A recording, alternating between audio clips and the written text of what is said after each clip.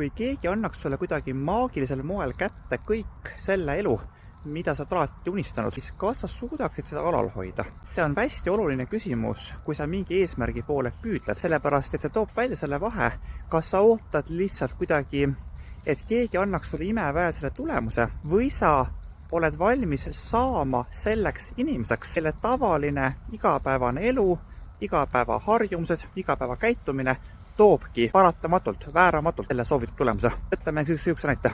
Ütleme, et mul ei ole päris ettevõtluskogemust, mul ei ole tööeetikat, mul ei ole distsipliini ja ma tahan olla ettevõtja. Ja nüüd, kui keegi annaks mulle kogemata, tasuta, ilusti, kingiks mulle justkui suure toimiva ettevõtte, siis suure tõenäosusega ma laseksin selle põhja, sest ma lihtsalt ei suuda seda alal hoida. Samamoodi minu eesmärk võib-olla on langetada 10 kilo ja koguda lihasmassi ja kui kuidagi imeväel ma saaks selle superkeha endale kätte, kui ma ei ole inimene, kellel on harjumus, oskus, rutiin pidevalt ja õigesti trenni teha, sellegi, see lihtsalt voolab mul sõrmede vahelt läbi ja ma jään sellest ilma. Ja ma näen nii palju seda, kuidas me ümberringi üritame just leida mingi võluvitsakene, mis tooks tulemusi kiiresti ja kohe, aga sellest on väga vähe abi, kui sa ei suuda saada inimeseks oma identiteedi poolest, oma harjumuste poolest, oma käitumise poolest, oma mõtlemise poolest, suudab seda hoida. Ja kui sa oled inimene, kes suudab seda hoida, siis oled sa ka inimene, kes suudab sellest saavutada, isegi kui mingisugust võluvitsa